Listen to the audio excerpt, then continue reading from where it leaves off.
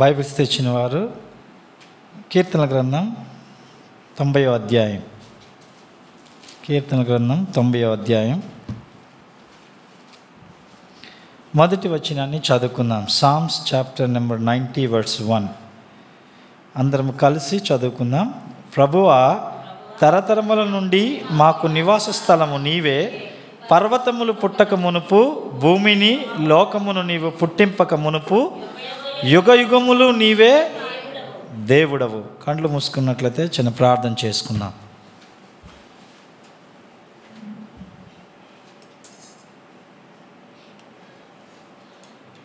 పరిశుద్ధమైన దేవా, నీకు వందనాలు, స్తోత్రాలు చెల్లించుకుంటున్నాం ప్రభా. మరొకసారి మీరు ఇచ్చిన ఈ శ్రేష్టమైన మంచి దినాన్ని బట్టి వందనాలు అయ్యా. ఈ దినాన్ని చూడలేక ఎంతోమంది ఇదిగో ప్రభా వారి యాత్రని చాలించుకున్నప్పటికి కూడా నీవే ఇదిగో తండ్రి మమ్మల్ని సజీవులుగా ప్రభా మీ యొక్క కృప ద్వారా నిలబెట్టుకొని దేవా మీరు మాకు సహాయం చేస్తున్నారు. దాన్ని బట్టి వందనాలు దేవా. ఇదిగో తండ్రి నీ ప్రేమ ఎంతో గొప్పది, నీ కనికరము ఎంతో గొప్పది ప్రభా. నీ కృప అన్నిటికన్నా ఎంతో ఉత్తమమైనది తండ్రి. నాయన మట్టి కృపతో మనల్ని కాపాడుతూ సజీవులుగా ఉంచారు. వందనాలు ఇదిగో తండ్రి. సజీవులమైన మేము ఆత్మ సోలిపోయినటువంటి నిన్ను ఆరాధించడానికి ఎంతో భాగ్యాన్ని ఇచ్చారు. నీకు వందనాలు. ఇదిగో ప్రభా, నీ పక్షం నిలబడి నన్ను కూడా మీరు జ్ఞాపకం చేసుకోండి. నీ ఆత్మ చేత అభిషేకించమని, నీ మాటలను నాకు అనుగ్రహించమని ఇదిగో ప్రభా యొక్క ఆరాధన వర్తమానం అంతట్లో కూడా మీరు తోడే ఉండండి. నీకు మహిమకరంగాను ఇదిగో తండ్రి మేమందరం కూడా ఇదిగో తండ్రి ఆత్మీయమైన నిన్ను ఆత్మతో ఆరాధించినట్లుగా, సత్యముతో ఆరాధించినట్లుగా, యథార్థత కలిగి ప్రభా నిన్ను సేవించినట్లుగా సహాయం చేయండి, కృప చూపించమని. ఇంకా ప్రభా ఎందరైతే రానయ్యున్నారో వారు కూడా ప్రభా నీ సన్నిధికి త్వరపెట్టి తీసుకుంటామని ప్రార్థిస్తూ యేసునామంలో ప్రభా ప్రతి అంధకార క్రియలు కూడా లయపరచమని యేసునామంలో ప్రార్థించి స్తుతించి వేడుకుంటున్నాం తండ్రి. ఆమేన్.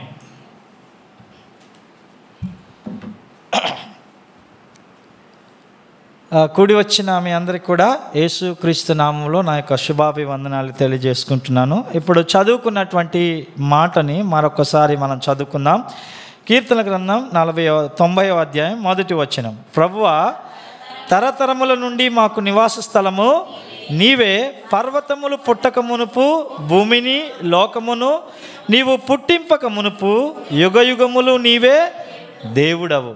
అయితే ఈరోజు మనము ఆరాధన చేయకముందు మనం తెలుసుకోవాల్సినటువంటి కొన్ని విషయాలు ఏంటంటే, ఈరోజు మనం సేవించేటువంటి దేవుడు ఎవరో మనం తెలుసుకోవాలి. కాబట్టి దేవుడు మనకి తెలియకుండా, దేవుడు ఎవరో మనకి పరిపూర్ణంగా మనం అర్థం చేసుకోకుండా దేవుడిని మనము ఆరాధన చేయలేము. కాబట్టి ఇప్పుడు చదువుకున్నటువంటి 90వ వచనం మొదటి వాక్యంలో ఏముంది? ప్రభువా, తరతరముల నుండి మాకు నివాస స్థలము నీవే. ఫ్రమ్ ఆల్ జనరేషన్స్, అన్ని తరాల నుంచి కూడా దేవుడు ఎలాగా ఉన్నాడట? ఆయన నివాస స్థలంగా ఉన్నాడట. కాబట్టి ఈరోజు మనం ఆరాధిస్తున్నటువంటి దేవుడు నివాస స్థలముగా ఉన్నటువంటి దేవుడు, మనకి నివాస స్థలంగా ఉన్నాడు. ఈరోజు మనకి చాలా బిల్డింగ్స్ ఉంటాయి, మనకి ఇల్లులు ఉంటాయి, చాలా రకరకాలైన ఆశ్రయ స్థానాలు ఈ లోకంలో చాలామందికి ఉంటాయి. కానీ ఏ దేవుడైనా ఏ మనుషులకైనా ఎప్పుడైనా నివాస స్థలంగా ఉన్నాడా? ఆయనలోనే, ఆయన రెక్కల క్రింద ఆయనే మనకి ఒక ఆశ్రయపురముగా నివాస స్థలంగా ఉన్న దేవుడు ఎవరికైనా ఉన్నాడా? ఎవరికి ఈ లోకంలో కూడా లేరు. కానీ ఈరోజు మనం ఎంతో వీఆర్ బ్లెస్డ్ వన్, మనము ఆశీర్వదించబడిన వారం, మనము ధన్యులమని దేవుని వాక్యం చెప్తుంది. ఎందుకంటే యెహోవా దేవుడిగా కలిగిన జనులు ధన్యులు. మనము వీఆర్ బ్లెస్డ్ వన్, మనం ధన్యత కలిగిన వారం, మనము ధన్యజీవులం. ఎందుకంటే దేవుడు మనకి నివాస స్థలంగా, ఆశ్రయపురంగా ఆయన ఉన్నాడు. అందుకే ఈ దేవుడు ఎవరట? మనం చూసినట్లయితే ఒకసారి ప్రకటన గ్రంథం 21వ అధ్యాయం, ప్రకటన గ్రంథం 21వ అధ్యాయం 6వ వచనాన్ని ఒకసారి చదువుకుందాం. ప్రకటన గ్రంథం. మరియు ఆయన నాతో ఇట్లనెను, సమాప్తమైనది, నేనే అల్ఫయు ఒమేగయు, అనగా ఆదియు అంతమునై ఉన్నవాడను. చాలా తర్వాత 22వ అధ్యాయం, ప్రకటన గ్రంథం 22:13 వచనం. నేను అల్ఫాయు ఒమేగయు, మొదటివాడను కడపటివాడను, ఆదియు అంతమునై ఉన్నాను. ఇక్కడ మనం చదువుకున్నట్లయితే ఇక్కడ ఎవరట ఈ దేవుడు? ఆయన చెప్తున్నాడు, నేనే అల్ఫాయు, అంటే నేనే అసలు ఆది అయి ఉన్న దేవుణ్ణి, నేనే మొదటివాడను, ఐఎమ్ ద ఫస్ట్. అలాగే ఇంకేం చెప్తున్నాడు? నేనే ఆదియు అంతమును అయి ఉన్నాను, మొదటివాడను కడపటివాడను, అల్ఫాయు ఒమేగను. అంటే అల్ఫా మొదటివాడు, ఆదివాడు, ఆది సంభూతుడు. కాబట్టి ఈ దేవుడు ఎవరంటే, ఇప్పుడు మనం చదువుకున్న ప్రభువా తరతరముల నుండి మాకు నివాస స్థలము నీవే, పర్వతములు పుట్టక మునుపు భూమిని లోకాన్ని, ఈ లోకాన్ని మనం దేవుడు మనల్ని ఈ లోకం చేసిన తర్వాత మనల్ని చేశారు. మనల్ని ముందుగానే చేయలేదు, కానీ ఈ భూమి ఆకాశాలన్నిటిని సృజించిన తర్వాత ఆఖరిగా ఆయన తన పోలికలో తన స్వరూపంలో దేవుడు నిన్ను నన్ను కూడా చేసుకున్నాడు. అయితే ఈ దేవుడు ఈ భూమి ఆకాశాలు చాలామందికి దేవుడు కనిపించకపోయినా కూడా మనం విశ్వసిస్తాం దేవుడు ఉన్నాడని. అయితే ఈ దేవుడు ఎవరంటే, ఈ భూమిని ఈ ఆకాశాన్ని దేవుడు సృష్టించాడు. ఈ భూమి ఎంతో గొప్పది, ఈ భూమి ఎంతో గొప్పది. ఈ భూమికి చాలా ప్రత్యేకతలు ఉన్నాయి. దేవుడు ఈ భూమిని నివాస స్థలంగా ఉంచాడు. చాలామంది ఈ లోకంలో మానవులు ఈ భూమిని విడిచిపెట్టి వేరే గ్రహాంతర వేరే బుధుడు, కుజుడు, కొన్ని నెప్ట్యూన్, కొన్ని గ్రహాలు ఉన్నాయి. ఆ గ్రహాల్లో వారు నివాసం చేయాలని వారు చాలా ప్రయత్నాలు చేస్తారు, కానీ అక్కడ నివాస యోగ్యం కాదు అది. ఎందుకంటే దేవుడు ఇర్మియా గ్రంథంలో దేవుడు భూమిని చేసినప్పుడు అది నివాస యోగ్యంగా చేశాడట. ఎవరికి నివాస యోగ్యంగా?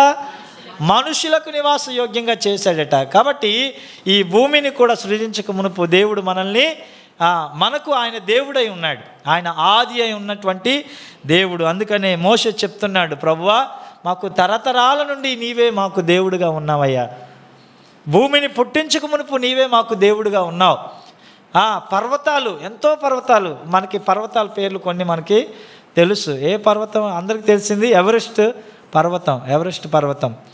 దాని తర్వాత ఆరావళి పర్వతాలు కొన్ని ఉన్నాయి. ఈ పర్వతాలు మనం చూసినప్పుడు చాలా ఉన్నతంగా ఉంటాయి. అవి మనిషికి ఎంతో అందనంత ఎత్తుగా ఆకాశానికి అంటుకున్నట్టుగా ఉంటాయి. మోషే కూడా తన జీవితంలో చెప్తున్నటువంటి మాట ఏంటంటే, దేవా నువ్వు పర్వతాలు పుట్టక మునుపు నువ్వు ఉన్నావు. కాబట్టి ఈరోజు మనం సేవించేటువంటి దేవుడు, దేవా ఈ భూమి మీద నేను బ్రతుకుతున్నాను, ఈ భూమి మీద నాకు నివాస స్థలం లేదు, ఈ భూమి మీద నేను ఉన్నాను, ఈ పర్వతాలన్నిటినీ నువ్వు సృష్టించిన ఈ సృష్టి అంతటిని చూసినప్పుడు నేను గ్రహించలేకపోతున్నాను, కానీ నువ్వు ఎంతో గొప్ప దేవుడు అని మోషే చెప్తున్నారు. దేవా నువ్వు ఆది నుంచి ఉన్నావు, నువ్వు లోకం పుట్టక మునుపు నుంచి నువ్వు ఉన్నావు, పర్వతములు పుట్టక మునుపు నీవు ఉన్నావు. కాబట్టి నీవు ఆది అయి ఉన్న దేవుడివి. కాబట్టి మన జీవితంలో దేవుణ్ణి ఆరాధించే ముందు, ప్రభా నా జీవం ఇంకా కూడా లేనప్పుడు, మన జీవం ఎక్కడుందట? మన జీవము యేసుక్రీస్తులో తండ్రి అయిన దేవుని యందు దాచబడి ఉందట. కాబట్టి మన జీవం ఇంకా ఆవిర్భవింపక మునిపే దేవుడు ఆది అంతమై ఉన్న దేవుడు మన యొక్క. అందుకని దావీదు చెప్తాడు, ఏం చెప్తాడు ఆయన? 139వ కీర్తనలో, దేవా నా దినములన్నీ చదువుదాం. 139వ కీర్తనలో ఆఖరి వచనాల్లో ఆ మాటలు ఉన్నాయి. నా దినములన్నీ నీ గ్రంథములో లిఖితములాయను, దేవా చాలమ్మా. ఇక్కడ నేను పిండమునై ఉండగా నీ కన్నులు నన్ను చూచెను, నియమింపడే దినములో ఒకటైనను కాకమునిపే నా దినములన్నీ, మనం ఇంకా పుట్టక మునిపే, మనం ఇంకా తల్లి గర్భములో రూపింపబడక మునిపే దేవుడట మన దినాలన్నిటి కూడా ఆయన గ్రంథంలో లిఖించి ఉంచాడట. దీన్ని బట్టి మనం దేవుణ్ణి ఎలాగ అర్థం చేసుకోవాలంటే, దేవుడు మన ఆది అంతం ఎరిగిన దేవుడు. మనము పుట్టక మునుపు, మనం చనిపోక మునుపు, మన యొక్క మొదటి రోజు, మన యొక్క ఆఖరి రోజు ఎరిగిన దేవుడు. ఆయన ఆది అంతం అయిన దేవుడు. కాబట్టి ప్రభువా ఈరోజు నీ సన్నిధిలోకి నేను వస్తున్నాను, ఎందుకంటే నీవు ఆది సంభూతుడవని, భూమిని ఆకాశాన్ని పర్వతాలని పుట్టించక మునుపు నీవు నన్ను ఎరిగి ఉన్నావు, నీవే నాకు దేవుడుగా ఉన్నావు. కాబట్టి అలాంటి దేవుడువైనా నీలాంటి దేవుడు ఎక్కడా నాకు దొరుకుతాడు ప్రభువా. కాబట్టి నేను నిన్ను ఆరాధిస్తాను, ఎందుకంటే నా జీవం నీ యందు క్రీస్తులో ఏర్పరిచావు, క్రీస్తులో దాచి ఉంచావు. అందుకని ఎఫెసీయులకు రాసినటువంటి పత్రికలో ఆ మాటని మనం చదివినప్పుడు మనకు అర్థమవుతుంది. 1వ అధ్యాయంలో మొదటి అధ్యాయంలో 6వ వచనంలో ఎట్లనగా తన ప్రియుని యందు తాను ఉచితముగా మనకు అనుగ్రహించిన తన కృప మహిమకు కీర్తి కలుగునట్లు తన చిత్త ప్రకారమైన దయా సంకల్పము చొప్పున యేసుక్రీస్తు ద్వారా తనకు కుమారులుగా స్వీకరించుటకై మనల్ని ముందుగా తన కోసము నిర్ణయించుకొని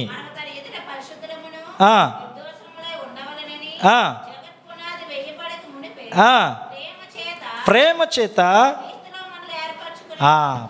జగత్తు పునాది వేయబడక మునిపే, అంటే ఆదిలోనే ఈ దేవుడు ఎవరంటే ఆదిలోనే నిన్ను నన్ను ఎరిగి ఉన్న దేవుడు, నిన్ను నన్ను సృజించుకున్నటువంటి దేవుడు, సృష్టికర్త, మన ఆది సంభూతుడు ఆయనే, మొదటివాడు ఆయనే, అల్ఫా ఆయనే. అందుకనే దేవుడు పలుమార్లు చెప్తాడు, నాకన్నా ఏ దేవుడైనా ముందు ఉన్నాడా, భూదిగంత నివాసులారా నా వైపు చూచి రక్షణ పొందండి, నేనే దేవుడును మరి ఏ దేవుడు లేడు.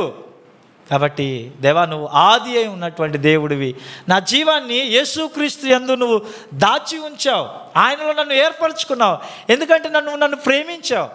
ఈ లోకంలో ఉన్న సృష్టి ఎంతో అందంగా ఉంటుంది మనిషి కన్నా, కొంతమంది మనుషుల కన్నా కూడా, కానీ ఆ సృష్టి అంతటికన్నా దేవుడు మనల్ని ప్రేమించాడు, ఆయన మనల్ని ఏర్పరచుకున్నాడు. కాబట్టి మొదటిగా మనము ఇంకా హబక్కుకు రాసినటువంటి గ్రంథం 1వ అధ్యాయం 12వ వచనాన్ని మనం చదువుకుందాం. హబక్కుకు 1వ అధ్యాయం 12వ వచనం. యెహోవా నా దేవా, నా పరిశుద్ధ దేవా, ఆది నుండి నీవు ఉన్నవాడువు కావా. చాలమ్మా. యెహోవా నా దేవా, పరిశుద్ధమైన దేవా, ఆది నుండి నీవు ఉన్నవాడువు కాదా. ఎవరైతే నీవు నేను కూడా మన దేవుణ్ణి ఎలాగ తెలుసుకోవాలంటే, దేవా నువ్వు ఆది నుంచి ఉన్నవాడువు, నా యొక్క మొదటి రోజు నా ఆఖరి రోజు కూడా నువ్వు ఎరిగావు, వాటన్నిటిని కూడా నీ యొక్క గ్రంథంలో లిఖించి ఉంచావు, ఎందుకంటే నువ్వు నన్ను ప్రేమిస్తున్నావు, నువ్వు నన్ను ఏర్పరచుకున్నావు. కాబట్టి మొదటిగా ఈ దేవునికి ఒక పేరుని మనం పెడదాం. ఆ పేరు ద్వితీయోపదేశకాండం 33వ అధ్యాయం 27వ వచనంలో మనం చూస్తాం. ద్వితీయోపదేశకాండం 33వ అధ్యాయం 27వ వచనం.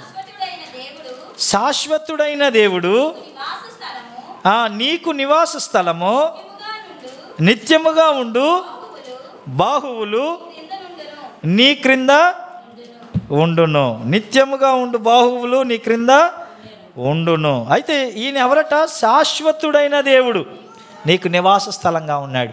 అయితే ఈరోజు మనం ఆరాధనలో చూసేటువంటి విషయం ఏంటంటే, ఏ దేవుడైతే పర్వతాలు పుట్టకమునుపు భూమిని సృజించకమునుపు ఉన్నాడో, ఏ దేవుడైతే ఆది అని, ఏ దేవుడైతే మొదటివాడని, ఏ దేవుడైతే నేను అల్ఫయు అని పిలువబడుతున్నాడో ఆ దేవుడు ఎలాంటి వాడట? శాశ్వతుడైన దేవుడు. ఈజ్ ఎటర్నల్ గాడ్, శాశ్వతుడైన దేవుడు. ఈయన మన కోసం ఎలాగ మార్చబడ్డాడు? ఆయనే నివాస స్థలంగా మారిపోయాడట. ఎంత గొప్ప దేవుణ్ణి మనం కలిగి ఉన్నాం. ఏ దేవుడైనా, ఏ మనుషులైనా నివసించడానికి నివాస స్థలంగా మార్చబడతారా? కానీ నిన్ను నన్ను ప్రేమించినటువంటి ఈ దేవుడు ఆయన ఆకాశంలో ఉండాలని పట్టుకోలేదు. కానీ ఆయన ఏం చేశాడంటే, ఈ లోకాన్ని సృజించడం మాత్రమే కాదు, కానీ నిన్ను నన్ను ఏర్పరచుకొని నియమించుకొని ప్రేమించడమే కాదు, కానీ ఆయనే మనకి నివాస స్థలంగా మారాడట.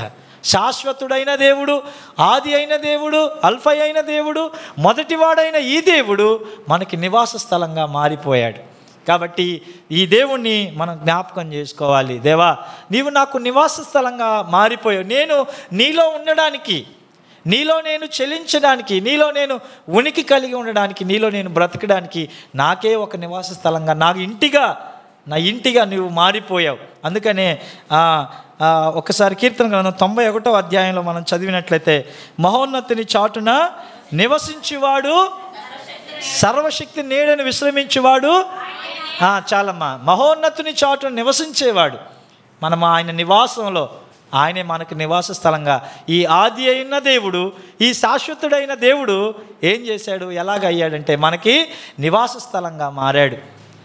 ఈ లోకంలో అనేకమైన శ్రమలు, అనేకమైన కష్టాలు మన జీవితంలో వచ్చినప్పుడు మనము ఆయన కింద, ఆయన రెక్కల క్రింద, ఆయన బాహువుల క్రింద మనం నివాసం ఉన్నట్లుగా ఆయనే మనకి నివాస స్థలముగా, నివాస యోగ్యముగా, ఒక నివాస పురముగా ఒక ఆశ్రయపురముగా ఆయన మారిపోయినటువంటి దేవుడిగా ఉన్నాడు. కాబట్టి ఇది మొదటిగా ఆయన మనకి ఎలాగ ఉన్నారంటే నివాస స్థలముగా ఉన్నారు. రెండవది మనం చూసిన ఇంకా వాటి గురించి మనం చూసినట్లయితే 91 మనం చదివాం. సో మొదటిగా అయితే ఆయన నివాస స్థలముగా ఉన్నటువంటి దేవుడుగా ఆయన ఉన్నారు. రెండవది మనం చూసినట్లయితే ఇప్పుడు చదువుకున్నది ద్వితీయోపదేశకాండం 33:27 వచనం. శాశ్వతుడైన దేవుడు నీకు నివాస స్థలము, నిత్యముగా నుండు బాహువులు నీ క్రింద ఉండును. ఆయన నీ ఎదుట నుండి శత్రువులను వెళ్ళగొట్టి నశింపజేయును అనెను. అయితే ఈయన ఎలాగున్నాడట? నివాస స్థలంగా ఉన్నాడు. అలాగే రెండవది ఈయన ఏం చేస్తాడంట? శాశ్వతుడైన దేవుడు నీకు నివాస స్థలము, నిత్యముగా నుండు బాహువులు నీ క్రింద నుండును. అంటే ఇది రెండవదిగా ఆయన బాహువుల చేత ఏం చేస్తాడట? నిత్యము మనల్ని ఎత్తి పట్టుకుంటున్నాడట. నివాస స్థలముగా ఉండడమే కాదు, రెండవది ఆయన మనల్ని ఎత్తి పట్టుకుంటున్నటువంటి దేవుడు, ఆయనను మనల్ని మోస్తున్న దేవుడు. నిజంగా ఈ లోకంలో ఎవరైనా అలాగా మోసేటువంటి దేవుడు ఎవరైనా ఉన్నారా? నిర్గమకాండములు అనుకుంటా ఆ మాటను మనం చదువుకుందాం ఒకసారి. ఒకడు తన కుమారుణ్ణి ఎత్తుకున్నట్లుగా నేను మిమ్మల్ని ఎత్తుకొని మోసానని దేవుడు చెప్తున్నాడు. ఆ మాటని మీకు ఎవరికైనా కనిపిస్తే ఒకసారి నాకు సహాయం చేయండి. నిర్గమకాండమా ద్వితీయోపదేశకాండమా ఎక్కడుంది? ఒకడు తన కుమారుణ్ణి ఎత్తుకున్నట్లుగా నేను మిమ్మల్ని ఎత్తుకొని మోసాను అనేటువంటి మాటను ఉంటుంది అక్కడ.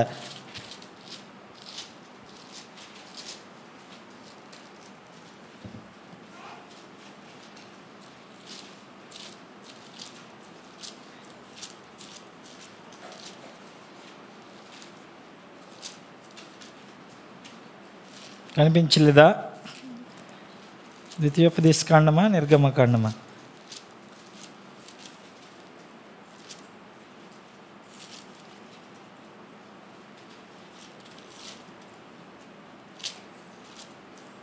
సరే, ఒకడు ఎక్కడమ్మా అది? నిర్గమకాండం 19వ అధ్యాయం 4వ వచనం. నేను ఐగుప్తీయులకు ఏమి చేసితునో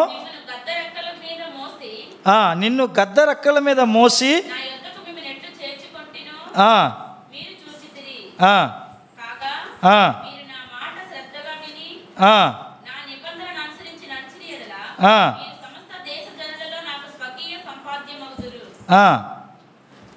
ఒకడు తన కుమారుణ్ణి ఎత్తుకున్నట్లుగా అనేటువంటి మాట ఉంటుందమ్మా.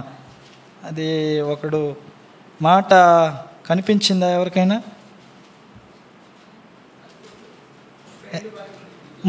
ద్వితీయోపదేశకాండం 32:11 అంటే ఒకసారి చూడండి అమ్మా.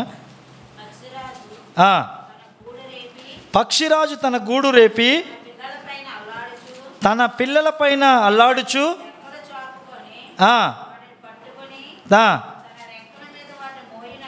మోయినట్లు యెహోవా వానిని నడిపించెను. చాలమ్మా. అయితే పక్షిరాజు ఎత్తుకున్నట్లు ఆ పదం నాకు కనిపించట్లేదు, సమయం అయిపోతుంది కనుక.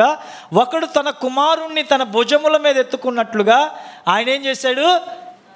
ఆయన చంకనెత్తుకొని మనల్ని మోసాడు, మనల్ని ఎత్తుకున్నటువంటి దేవుడు. అందుకనే నీ ఎర్ర చేతిలో నన్ను చెక్కుకున్నావు, నీ కనుపాప వలె నన్ను కాపాడావు. కాబట్టి దేవుడు ఒకడు తన కుమారుణ్ణి ఎత్తుకున్నట్లుగా ఈ యొక్క నివాస స్థలముగా మారిన ఈ దేవుడు, శాశ్వతుడైనటువంటి ఈ దేవుని యొక్క బాహువులు మనకి ఎలాగున్నాయట?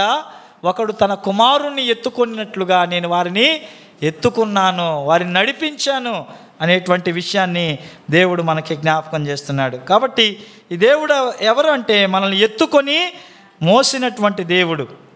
కాబట్టి మన జీవితంలో దేవుణ్ణి ఎందుకు ఆరాధించాలంటే, ప్రభువా నీవే నాకు నివాస స్థలముగా మారావు. ఈ లోకంలో నేను ఎలాగ నడుచుకోవాలో నాకు అర్థం కాలేనప్పుడు, నేను కృంగి ఉన్నప్పుడు, నేను పడిపోయి ఉన్నప్పుడు నీవు నన్ను ఎత్తుకున్నావు, ఎత్తుకొని ఆయన భుజాల మీద ఒకడు తన కుమారుణ్ణి ఎత్తుకొని మోసుకొని పోయినట్లుగా నేను మిమ్మల్ని ఎత్తుకున్నాను అని. అందుకనే వాళ్ళ పాదాలు అరగలేదట, వాళ్ళ యొక్క బట్టలు పాతగిల్లలేదు, వాళ్ళ చెప్పులు అరిగిపోలేదట. అటువంటి రీతిగా 40 సంవత్సరాలు దేవుడు వారిని నడిపించాడు. ఈరోజు ఈ లోకంలో నిన్ను నన్ను కూడా ఈ దేవుడు మనకి ఆశ్రయస్థలముగా ఉండడమే కాదు, కానీ మనం సొమ్మసిల్లిపోయినప్పుడు, మన బలహీనులుగా ఉన్నప్పుడు దేవుడు ఏం చేశాడు? మనల్ని ఆయన చేతుల మీద ఎత్తు పట్టుకున్నాడు. ఒక పక్షిరాజు తన పిల్లల్ని ఎత్తుకున్నట్లుగానే దేవుడు ఆయన భుజాల మీద హీ క్యారీడ్ అస్, ఆయన మనల్ని మోసాడు. కాబట్టి ఆయన బాహువులు మనల్ని ఆయన మనల్ని మోసిన స్థలం, మొదటి నివాస స్థలంగా ఆయన మారిపోయాడు. ఆయన మనల్ని మోసేటువంటి స్థలముగా ఆయన మారిపోయినటువంటి దేవుడుగా ఉన్నాడు. ఇదే పదంలో మూడోది మనం చదువుదాం. ద్వితీయోపదేశకాండం 33:27లో చెప్తున్నటువంటి మాట, నీకు నివాస స్థలము ఉండెను, ఆయన ఎదుట నుండి శత్రువులను వెళ్ళగొట్టి నశింపజేయునని. దేవుడు ఏం చేశాడట? మనల్ని నివాస స్థలముగా ఉండడమే కాదు, మనల్ని మోసేటువంటి స్థలముగా ఉండడమే కాదు, మనకి శత్రువుల చేతిలో నుంచి మనల్ని విడిపించాడు. ఎవరు మన శత్రువు? పేతురు రాసిన పత్రిక 5వ అధ్యాయంలో మనం చూస్తాం ఆ మాట. 5వ అధ్యాయం 8వ వచనంలో చదవద్దు, కానీ మీ విరోధి అయిన అపవాది మనల్ని మృంగడానికి మనల్ని ప్రయత్నం చేస్తున్నప్పుడు దేవుడు ఏం చేశారంటే మనల్ని మన శత్రువుల చేతుల్లో నుంచి మనల్ని విడిపించేటువంటి దేవుడుగా ఉన్నాడు. ఈ ఆది అయిన దేవుడు, ఈ శాశ్వతుడైన దేవుడు ఈ లోకంలో ఉన్నటువంటి అపవాది చేతుల్లోంచి నిన్ను నన్ను కూడా విడిపించి మనల్ని రక్షించేటువంటి దేవుడుగా ఉన్నాడు. ఈయన రక్షణ స్థలంగా మనకి మారిపోయాడు.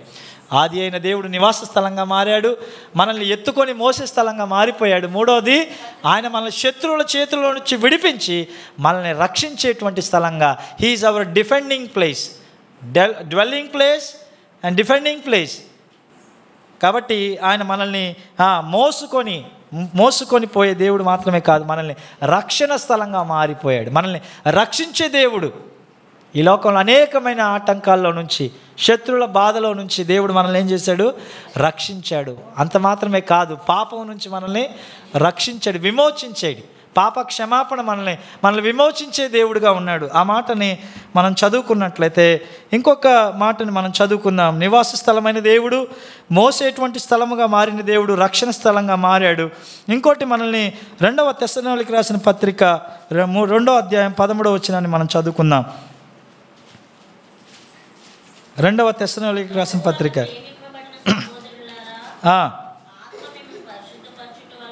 ఆత్మ మిమ్మల్ని పరిశుద్ధపరచబడుట వలన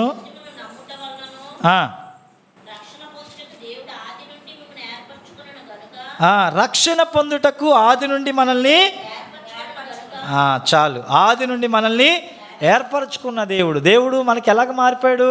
మనల్ని ఏర్పరచుకున్న స్థలముగా ఆయన మారిపోయాడు. కాబట్టి మనల్ని నివాస స్థలము, మనల్ని మోసే స్థలము, మనకి రక్షణ ఇచ్చే స్థలము కాకుండా మనల్ని ఏర్పరచుకున్నాడు. ఆయన ఆది నుండి ఏర్పరచుకున్నాడట దేవుడు. అందుకని ఆయన ప్రేమ చేత మనల్ని క్రీస్తులో ఏర్పరచుకున్నాడు అని మన జగత్తు పునాది వేయబడక మునిపే. కాబట్టి ఎక్కడి నుంచి మనల్ని ఏర్పరచుకున్నాడు? యోహాను సువార్త 15:19లో మనం చదివినప్పుడు ఆ మాటలు ఉన్నాయి. యోహాను సువార్త 15:19, మీరు లోక సంబంధులైన ఎడల,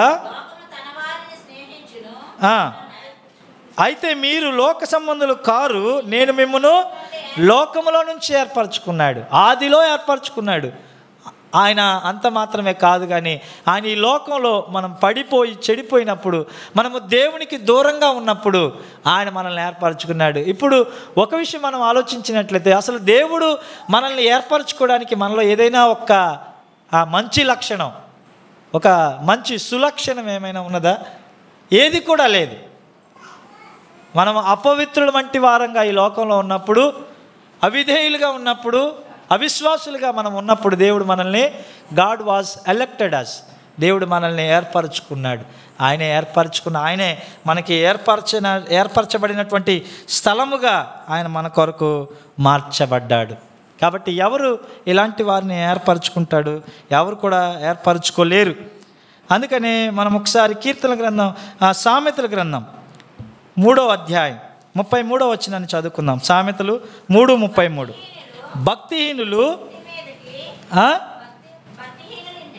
భక్తిహీనుల ఇంటి మీదకి యెహోవా శాపం వచ్చును,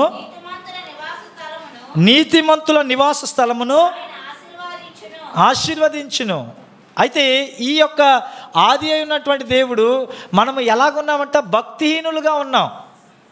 భక్తిహీనులుగా ఉన్నటువంటి మనము దేనికి మనము ఉన్నామంటే దేవుని యొక్క శాపము, దేవుని యొక్క ఉగ్రతకి మనం పాత్రలుగా ఉన్నాం. భక్తిహీనుల ఇంటి మీదకి యెహోవా శాపం వచ్చును, నీతిమంతుల నివాస స్థలాన్ని దేవుడు ఆశీర్వదిస్తాడు. ఈరోజు దేవుణ్ణి ఎందుకు ఆరాధించాలంటే, ప్రభువా నేను ఒక భక్తిహీనుడిగా ఈ లోకంలో బ్రతికాను. అందుకని కొలస్సీయులకు రాసిన పత్రిక 1వ అధ్యాయం 18వ వచనంలో ఈ విధంగా ఉంది. కొలస్సీ 1వ అధ్యాయం 18వ వచనం చదువమ్మా.